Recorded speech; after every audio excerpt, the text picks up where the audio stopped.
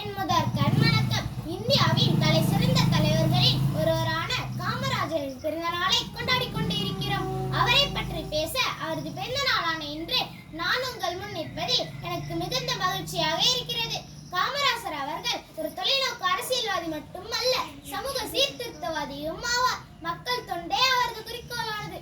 காமராஜர் அவர்கள் முதலமைச்சரானதும் அனைத்து குழந்தைகளுக்கும் தொடக்க கல்வி இலவசமாக்கப்பட்டது. பள்ளி இல்லாத ஊர்களில் எல்லாம் பள்ளிகளை திறந்தார். கல்வி என்ற சொத்தை பெற்றுவிட்டாலே வறுமை தானாகவே ஒழிந்துவிடும் என்பதே காமராஜரின் எண்ணமாகும். எளிய மனிதர்களின் காலனாக இருந்தவர். ஜாதிகள் இல்லையடி பாப்பா குலம் தாட்சி உயர்த்தி சொல்லல்ல பாவம் என்ற பாரதியாரின் வரிகளுக்கிணங்க ஏழை பணக்காரன் என்ற வேறுபாடு இருக்கக்கூடாது என்பதற்காக பள்ளியில் சீருடையை கட்டாயமாக்கினார் நமது காமராஜர். காமராஜர் அவர்கள் படிக்காத மேதை மட்டுமல்ல, ஏழை குழந்தைகளை படிக்க வைத்த மேதையும் ஆவார். விடுதலை வீரர் திரு சத்தியமூர்த்தியின் வாரிசாக விளங்கியவர் நமது காமராஜர். உப்பு சத்தியாகிரகம், ஒத்துழையாமை இயக்கம், மண்டிய துணி எரிப்பு, சட்ட மறுப்பு இயக்கம் முதலிய போராட்டங்களில் ஈடுபட்டு பல முறை சிறையில் தண்டனை அடைப்பட்டார் நமது காமராஜர். செயற்கரிய செய்வார் பெரியார் என்னும் வள்ளுவரின் வாக்குப்படி காமராஜர் ஆட்சி புரிந்தார்.